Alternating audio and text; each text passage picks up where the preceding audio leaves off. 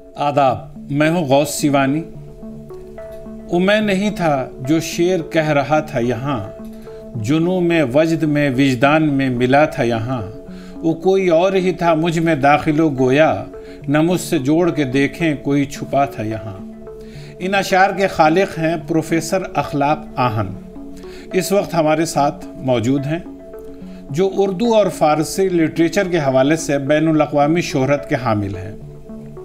आप मुहक़्क़िक़ हैं, नाक़िद हैं, दानिश्वर के साथ साथ उर्दू और फ़ारसी के शायर हैं। 2 दर्जन से ज़्यादा किताबों के मुसन्निफ़ हैं। प्रोफेसर अखलाक अहमद आहन आलमी शोहरत याफ्ता जवाहरलाल नेहरू यूनिवर्सिटी में शोबे फ़ारसी के सदर भी हैं। आज हम उनसे कुछ अदबी सवाल करेंगे। डॉक्टर साहब, आप आवाज़ दो वॉइस के स्टूडियो में आए, आपका खैर मक़दम है। बहुत शुक्रिया। सबसे पहले हम आपसे आप ही की किताब के बारे में एक सवाल करेंगे। ये किताब मेरे हाथों में मौजूद है, आपकी किताब है, आपकी नज़मों का मजमुआ है खराबात। सबसे पहले हम चाहेंगे कि आप हमारे नाज़रीन को इस किताब के ताल्लुक़ से कुछ बताएं। बहुत शुक्रिया। खराबात ये उन्वान है, और जैसा कि आप सब जानते हैं कि खराबात के कई माना हैं।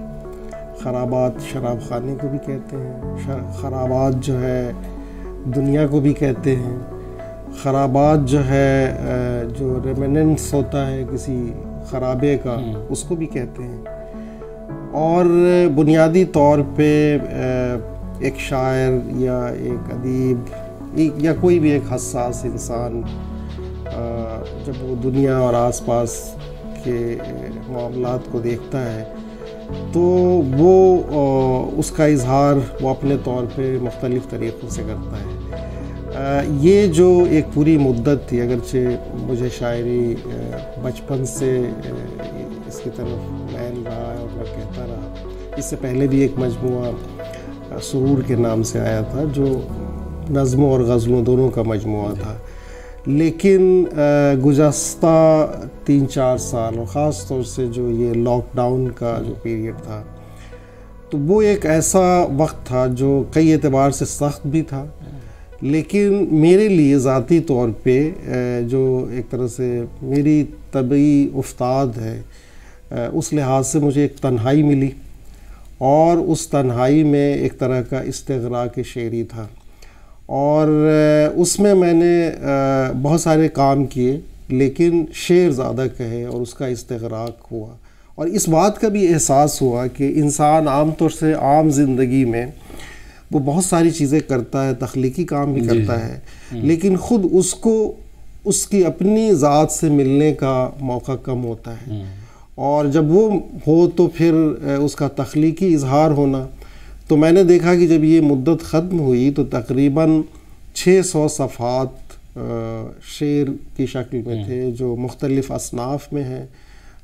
गज़ल भी है, मंज़ूमात भी हैं, मंज़ूम तराजिम भी हैं, मसनवी भी है। तो उसमें से फिर हमने ये नज़मों का इंतख़ाब करके शाया किया, जो आपकी खिदमत में है। जी चलिए, इस पे आप जिन मौज़ूआत से आप जुड़े हुए रहे हैं, अगर सब पे हम गुफ्तगू करें तो बहुत लंबा वक्त चाहिए हमें उस गुफ्तगू के लिए। फ़िलहाल मेरा दूसरा सवाल ये है कि आप उर्दू और फ़ारसी दोनों ज़बानों में शायरी करते हैं। आपको किस ज़बान में शायरी करने में ज़्यादा मज़ा आता है, और दोनों में आप क्या फ़र्क महसूस करते हैं, दोनों ज़बानों की शायरी में? दोनों से एक तरह से बचपन से ही रग़बत रही है। फ़ारसी और उर्दू अगर हम देखें तो दोनों हमारी तहज़ीब की 2 ज़बानें हैं, और इनका एक बड़ा गहरा रिश्ता है। और ख़ुद मुझे जो है इत्तेफ़ाक हुआ दोनों ज़बानों में लिटरेचर पढ़ने का, अदब पढ़ने का बचपन से। मैंने जब हाली को, इक़बाल को और दूसरे शोरा को, गालिब को, मीर को और फैज़ को, सबको पढ़ा, उन्हीं ज़बानों में तक़रीबन फ़ारसी अशार भी पढ़े, अमीर खुसरो को पढ़ा। मुझे याद है कि 9वीं क्लास थी और अमीर खुसरो की ये गज़ल मैं पढ़ रहा था रात में सोते वक्त, और उसके एक शेर पे मैं पहुंचा कि ऐ गुल चूँ आमदी से ज़मी गो चगुने अंध अन रूहा के दर तहे गर्दे फना शुदन। تو مجھے ابھی بھی یاد ہے کہ میں روتے روتے سویا تھا. تو یہ دونوں زبانیں اور پھر جب میں خود باضابطہ فارسی کا طالب علم ہوا اور اس سے درس و تدریس کا تعلق ہوا تو یہ رہتا ہے. بس یہ ہے کہ کس وقت ذہن کس طرف مائل ہے پھر اس میں اشعار ڈھلتے چلے جاتے ہیں. تو فارسی کا بھی مجموعہ میرا شائع ہوا ہے, اس کے بعد بھی اشعار کہیں, اور دنیا بھر کے فارسی رسالوں میں بھی میرے منظومات اور غزلیں شائع ہوتی رہی ہیں. فارسی سے کب سے آپ کا تعلق رہا ہے؟ بچپن سے, اور باضابطہ ہم نے اسکول کے ڈیز سے, اور باضابطہ ہم نے ویسے 6ٹھی کلاس سے فارسی پڑھنی شروع کی, لیکن ہمارے گھر میں ویسا ماحول تھا اور ہم نے فارسی پڑھی اور فارسی کتابیں پڑھی. تو بلکہ آپ کو حیرت ہوگی کہ جب میں ایم اے کے زمانے میں JNU آیا اور جب وہاں جو سلیبس ہمیں پڑھایا جاتا تھا تو وہ مجھے بہت آسان لگا. ہمیں لگا کہ یہ تو چیزیں ہم نے تقریباً ہائی اسکول کے زمانے میں پڑھ لی تھی. تو یہ چیز ہے. اور فارسی سے چونکہ ہم اردو میں تمام وہ الفاظ استعمال کرتے ہیں جو فارسی میں بھی ہے, تو اگر تھوڑی سی توجہ ہو تو فارسی مشکل زبان نہیں, ہمارے لیے تو بہت آسان ہے. جی عموماً اردو کے ساتھ فارسی کا تعلق رہتا بھی ہے. جی جی. لیکن فارسی شاعری کی بہت پرانی روایت بھی ہندوستان میں رہی ہے. آپ خود فارسی میں شاعری کر رہے ہیں, تو دونوں میں آپ کچھ فرق محسوس کرتے ہیں دونوں میں شاعری کرتے ہوئے, دونوں زبانوں میں؟ شاعری کا جیسا کہ آپ بہتر جانتے ہیں کہ شاعری جو ہے وہ انسان کے لاشعور یا تحت الشعور کے اظہار کا نام ہے. بالکل. تو جس زبان میں آپ کر رہے ہیں شاعری تو وہ ظاہر ہے اس میں مشکل نہیں ہے. میرے لیے تو کبھی مشکل نہیں ہوتی. بس یہ ہے کہ اس وقت میرا لاشعور کس طرف وہ ہے, متوجہ ہے. اور کئی بار ایسا بھی ہوا, جیسے ایک زمانے میں میں ایران میں تھا کچھ مدت کے لیے, تو اس وقت ظاہر ہے ایک فارسی کے ماحول میں آپ ہیں تو فارسی کے زیادہ اشعار کہے گئے, یا مثلاً کبھی کسی کی شاعری پڑھ رہے ہیں یا فارسی کلام پڑھ رہے ہیں, تو دونوں چیزیں ہو جاتی ہیں. کئی بار اردو کی طرف وہ ایک طرح کا ٹرانس میں آپ جاتے ہیں, اور کئی بار اس کا اظہار اردو میں بھی ہوتا ہے, کئی بار فارسی میں بھی ہوتا ہے. تو یہ صورتحال رہتی ہے. تو ویسے اردو چونکہ ظاہر ہے مادری زبان ہے اور اس میں زیادہ آسانی ہے, یا اس پہ زیادہ اس سے لگاؤ ہے, یا اس پہ قدرت ہے, تو اس میں زیادہ ہوتی ہے. لیکن میں نے محسوس کیا آپ کی کتاب پڑھتے ہوئے, یہ کتاب جو خرابات ہے, جی ہاں, اسے پڑھتے ہوئے میں نے اکثر یہ محسوس کیا ہے کہ فارسی کے الفاظ بہت زیادہ آپ نے استعمال کیے ہیں. حالانکہ ہمارے ملک میں جو اردو کی صورتحال ہے اس میں یہ بھی ہے کہ فارسی کے الفاظ سمجھنا بہت مشکل ہو جاتا ہے لوگوں کے لیے. علمی حلقہ تو ٹھیک ہے سمجھ لے گا, لیکن عوام جو ہیں ان کے لیے مشکل ہوتا ہے. جی, اس حوالے سے میں ایک بات عرض کرنا چاہتا ہوں کہ جو اردو میں باضابطہ جو شاعری کی شروعات ہوئی ہے, آپ جانتے ہیں کہ 1700 میں ولی دکنی آئے ہیں دلی, اور انہوں نے اپنے قیام کے دوران ایک شیخ گلشن تھے, سعد اللہ گلشن, جو بڑے شیخ تھے اور استاد شاعر بھی تھے. انہوں نے ولی کو مشورہ دیا, اور یہاں کے دلی کے جو شعراء تھے ان کو مشورہ دیا, اور یہ بے دل کا دور ہے, 1700 کا زمانہ, بے دل کا آخر کا دور ہے, کہ تم لوگ اب ریختہ میں بھی شعر کہو, اور تمہارے پاس فارسی کی ایک پوری میراث ہے. چونکہ اس زمانے کے سارے پڑھے لکھے لوگ فارسی داں تھے یا فارسی میں شعر کہتے تھے. تو آپ دیکھیں گے کہ 1700 کے بعد یا بے دل کے بعد کی جو نسل ہے, جس میں میر درد ہیں, اور پھر بعد اور بلکہ خان آرزو تو فارسی میں ہی کہتے رہے, ان کے بعد جو سودا ہیں, میر ہیں, یہ سب لوگ شعر کہہ رہے ہیں, اور سب بنیادی طور پہ فارسی کے قالب میں شعر ڈال رہے ہیں. اور یہ سلسلہ اقبال تک آتا ہے, بلکہ بعد تک آتا ہے.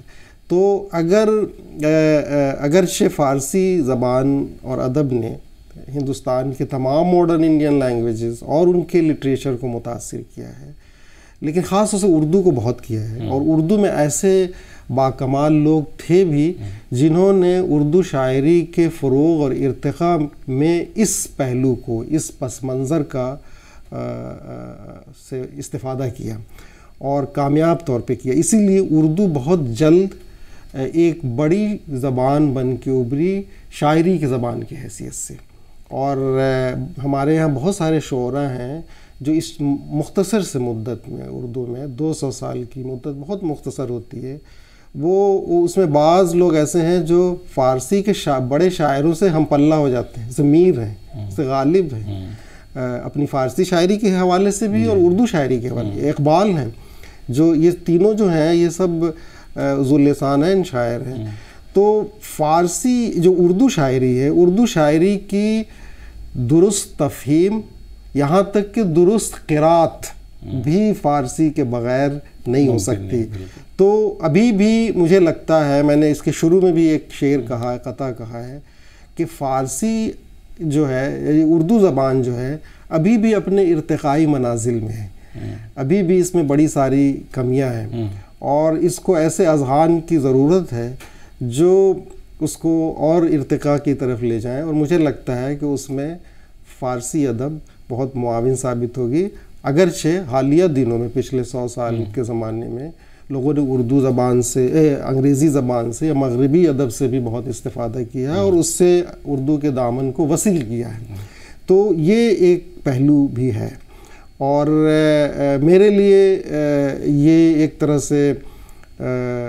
سے یہ میرے لیے شرف کی بات ہے اور خوش قسمتی کی بات ہے کہ میں بچپن سے اس دونوں زبانوں کے ماحول میں اور پس منظر میں پلا ہوں یا اس میں میری تربیت ہوئی ہے. تو یہ پہلو ہے. شروعاتی دور میں ہندوستان کے جتنے اردو کے شاعر ہیں تقریباً سب ایسے ہیں جو فارسی کے شاعر تھے، فارسی کے تھے اور پھر انہوں نے اردو میں شروعات کی. امیر خسرو کی وہ پہلی غزل، جسے اردو کی پہلی غزل کہا جاتا ہے، جی، تو ان کا تو پورا خزانہ ہی فارسی میں تھا. لیکن وہ پہلی غزل، حالانکہ شاید انہوں نے کچھ اور بھی شاعری کی ہو اردو میں جو آج محفوظ نہیں ہے، جی جی، لیکن انہوں نے بھی جو پہلی ہو گئی. اس کے بعد کا بھی جو دور رہا، جیسا کہ آپ نے بتایا کہ وہ تمام شعراء وہ تھے جو فارسی اور اردو دونوں زبانوں میں ایک ساتھ شاعری کیا کرتے تھے. اس دور میں اب عموماً اردو کے ہی لوگ اردو میں ہی شاعری کر رہے ہیں اور شاید آپ جیسے اکا دکا ہی ہندوستان میں لوگ ہوں گے جو فارسی اور اردو دونوں زبانوں میں شاعری کر رہے ہوں. حالانکہ پہلے یہ بہت عام بات تھی، لیکن آپ اس لحاظ سے میں آپ سے جاننا چاہوں گا کہ بے دل اور دوسرے جو شعراء ہوئے ہندوستان میں، تو فارسی کا جو ماضی ہے وہ بہت ہی شاندار رہا ہندوستان میں، اور حال کے بارے میں آپ کیا محسوس کرتے ہیں؟ دیکھیے، حال تو ظاہر ہے اس کی تاریخی وجوہات ہیں کہ فارسی ہے یہاں پہ، دانشگاہوں میں پڑھائی جاتی ہے، یونیورسٹیوں میں ایک بڑا طبقہ ہے جو فارسی سے آشنائی رکھتا ہے، اس کو سمجھتا ہے، فارسی شعر کا شغف بھی رکھتا ہے اور رکھنا چاہیے. یہ ہماری ادبی، لسانی اور تہذیبی ضرورت ہے. لیکن فارسی ویسے سنسکرت کی طرح ہی کبھی بھی گفتگو کی زبان نہیں رہی ہے. ہمیشہ فارسی جو رہی ہے وہ علمی اظہار کا زبان رہی ہے اور علمی طبقہ فارسی جانتا رہا ہے. اور جو محاورہ مشہور کہاوت ہے کہ ہاتھ کنگن کو آرسی کیا اور پڑھے لکھے کو فارسی کیا، یعنی پڑھا لکھا ہونا اور فارسی نہ جاننا، یہ دونوں باتیں نہیں ہو سکتی تھیں. یعنی جو بھی پڑھا لکھا ہوتا تو وہ فارسی جانتا ہی تھا. سرکاری زبان بھی فارسی، سرکاری زبان بھی فارسی تھی، 1835 تک تھی. اور انگریزوں نے جان بوجھ کے اس کو ہٹایا کہ ان کو پتہ تھا کہ فارسی کا ایک پورا پس منظر ہے 1500 سال کا اور ہندوستان میں ہے، تو اور اس کا سنسکرت سے اور یہاں کی زبانوں سے بڑا گہرا رشتہ ہے. تو اس کو ہٹائے بغیر انگریزی کو اس کے جگہ پہ نہیں پیش کر سکتے، اسی لیے انہوں نے جو نوخیز زبانیں تھیں اردو اور ہندوی اور اس قسم کی زبانوں کو نہ صرف پیش کیا بلکہ ان میں آئیڈینٹیٹی کا مسئلہ بھی کھڑا کیا، تو اس سے ان تمام زبانوں کو نقصان ہوا۔ آپ آج دیکھ لیں کہ اردو کا یا ہندی کا یا ان زبانوں کا کوئی بھی بڑا سے بڑا شاعر یا ادیب اپنی کتاب شائع کرتا ہے، لیکن قاری جو ہے ان زبانوں کا وہ تیار نہیں ہے۔ مطلب آج اسکولوں میں جو بچے پڑھ رہے ہیں، ظاہر اسکول سے آپ کو شغف ہوتی ہے، تو وہ اپنی زبانوں سے، چاہے جس زبان کا ہو، میں اردو کی بات نہیں کہہ رہا ہوں، چاہے ہندی کا ہو، بنگلہ میں شاید ہو، پنجابی ہو یا دوسری زبانیں ہوں، وہ اپنی زبانوں کے ادب سے دور ہو رہے ہیں۔ یہ ان تمام زبانوں کے لیے، ہندوستانی زبانوں کے لیے ایک لمحہ فکریہ ہے، اس پہ لوگوں کو سوچنا چاہیے۔ آپ کو اگر اپنی زبان سے واقعی محبت ہے تو اپنی زبان کا ادب بھی پڑھیں، اور اس کے بغیر نہیں تو پھر آپ کی زبانیں بھی، ان کا بھی وہی حال ہوگا جو سنسکرت کا ہوا ہے، جو فارسی کا ہوا ہے، کہ یہ زبانیں بھی صرف یونیورسٹیوں کی اور کتاب خانوں کی زبانیں ہو جائیں گی۔ لیکن اردو تو آج کی زندہ زبان ہے، اور اردو میں خوب بھرپور شاعری ہو رہی ہے ہندوستان میں، پاکستان میں، اور دنیا کے دوسرے ملکوں میں بھی جہاں اردو والے ہیں وہاں اردو میں شاعری کر رہے ہیں۔ آپ اس صورتحال سے کس حد تک مطمئن ہیں؟ اس میں دو پہلو ہیں۔ اردو میں جو شاعری ہو رہی ہے اور جو مشاعرے ہو رہے ہیں، ان کو اگر آپ دیکھیں سوشل میڈیا پہ یا پروگراموں کے حوالے سے اگر دیکھیں تو لگتا ہے کہ اردو بہت مقبول ہے، لیکن اس سے آشنائی زبان سے یا خود شعر کی جو اصل جو اس کی شکل ہے اس سے آشنائی بہت کم ہو رہی ہے۔ آپ مشاعروں کا جو معیار دیکھیں تو چونکہ یہ جو ادبی پروگرام ہوتے ہیں اس میں مشاعرے بھی شامل ہیں، یہ خود عام یا اہل زبان کی تربیت کا بھی حصہ ہیں۔ اگر وہاں معیار گرا تو اہل زبان کا بھی جو اس کی تفہیم ہے یا ان کا جو ذوق ہے اس کا معیار بھی گرے گا، جو بدقسمتی سے فی زمانہ ہو رہا ہے۔ یہ خاص طور سے پچھلے 30-40 سالوں میں زیادہ اس میں تیزی آئی ہے۔ تو یہ اس کی وجہ بھی یہ ہے کہ لوگ چونکہ اپنی کلاسیکی شاعری کو، غالب کو، میر کو، اقبال کو یا دوسرے لوگوں کو، مومن کو نہیں پڑھ رہے ہیں، تو یہ ایک تعلق تو قطع ہوا ہے، اور یہ اس کی طرف توجہ دینا چاہیے۔ بلکہ اپنے عہد کے بھی جو شعراء ہیں ان کو سننے کے ساتھ ساتھ ان کو پڑھیں بھی، یہ بھی ایک بہت ضروری چیز ہے۔ آپ جے این یو میں فارسی زبان کی تدریس سے جڑے ہوئے ہیں، تو جو زبان کی صورتحال ہے وہ ہم سب جانتے ہیں، تو کیا اس زمانے میں فارسی کے طلبہ مل جاتے ہیں؟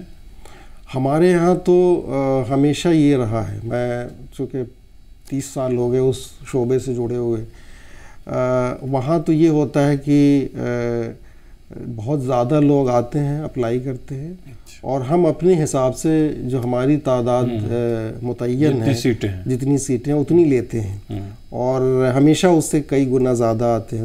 تو ہمارے ہاں شاید جو جے این یو کا فارسی شعبہ ہے وہ پورے ملک میں سب سے بڑا شعبہ ہے، اور وہاں پہ 250 طلباء ہیں، جس میں بی اے سے لے کے اور پی ایچ ڈی تک، پی ایچ ڈی میں تقریباً 50 کے قریب طالب علم ہیں۔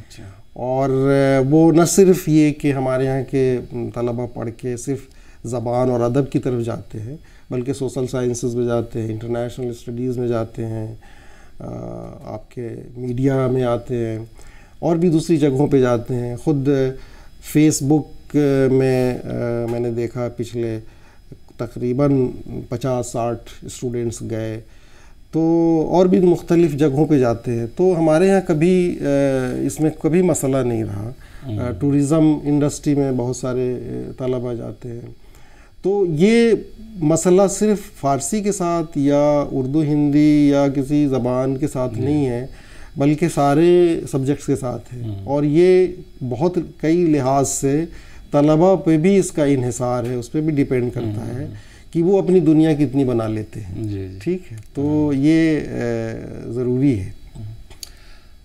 ایک بہت مشہور کہاوت ہے, پڑھو فارسی بیچو تیل. تو اس کا مطلب یہ ہے کہ آج کل فارسی پڑھنے کے باوجود تیل بیچنے پہ انحصار نہیں کرنا پڑے گا, بلکہ آپ کو روزگار کے بہت سے مواقع موجود ہیں ہندوستان میں, مختلف سطح پہ روزگار کے مواقع مل رہے ہیں, جیسا کہ آپ نے بتایا. جی ہاں. اب سب سے آخر میں, انٹرویو کے آخر میں, حالانکہ میں بہت سی باتیں کرنا چاہتا تھا, لیکن یہ ممکن نہیں کہ ایک ہی انٹرویو میں بہت سے سوالات پوچھے جا سکیں. ہو سکتا ہے کہ مستقبل میں پھر کبھی انٹرویو کریں, کچھ اور سوالات تب پوچھ لیں, تب کے لیے کچھ چھوڑ دیتے ہیں. تو میں بس اب آخر میں آخری سوال, بلکہ آپ سے گزارش کرنا چاہوں گا کہ آپ نے فارسی کے شاعروں کا منظوم ترجمہ کیا ہے, تو ہماری گزارش یہ ہے کہ ہمارے آڈینس کے لیے اپنے اس منظوم ترجمہ میں سے کچھ سنائیں. اسی میں ایک نظم ہے, خواب خرس. جی. اور وہ نظم جو ہے وہ ایک بھالو کی کہانی ہے جو فارسی میں ہے, اور تو یہ ایک طرح سے اس حکایت کو ہم نے منظوم کیا ہے. اور وہ شام سرد تھی اور سارا منظر خوشنما سا تھا, شفق کی لالی میں سارا بسیرا روح افزا تھا, فراز سنگ پر بھالو عجب مستی میں بیٹھا تھا, وہیں اڑتا ہوا پروانہ عاشق دل بھی آ بیٹھا, نظر جیسے پڑی مخمور چشم خرس پر اس کی, کشش احساس میں ایسی بڑی اظہار کر بیٹھا, کہا اے خرس دلبر ہو میرے عاشق ہو پروانہ, سنا کچھ انسنی انداز میں کچھ خمر میں وہ تھا, کہا عاشق نے دلبر سے کہ تم سے پیار کرتا ہوں, نگاہ لطف بھی ہو کچھ کہ میں اقرار کرتا ہوں, مگر بیچارہ بھالو حالت مستی میں تھا ڈوبا, قرار و بے قراری کو بھلا وہ کیا سمجھ پاتا, کہا ایک خواب طاری ہے ذرا سا سو بھی لینے دو, کریں گے گفتگو ساری ذرا سا سو کے اٹھنے دو, یہ خواب خرس تھا اٹھنا تھا اس کو 6 مہینے میں, یہ عمر عاشق پروانہ تھی جو بجھ گئی پہلے, اٹھا جب سو کے بھالو لاش پائی در پہ عاشق کی, بتایا راویوں نے ہجر نے کیا ظلم ڈھایا تھا, وہیں خرگوش بیٹھا ماجرا سب دیکھ کر بولا, یہ خرس مست مولا بھی میرا ہمزاد لگتا ہے. بہت خوب. پروفیسر اخلاق آہن, آپ ہمارے اسٹوڈیو میں آئے, اس کے لیے ہم بہت بہت آپ کے مشکور ہیں. اسی کے ساتھ ہم آج کی اس محفل کو اختتام تک پہنچاتے ہیں, اور اگلی ملاقات آپ سے پھر کسی اور پروگرام میں ہوگی. تب تک کے لیے اجازت دیجیے. خدا حافظ.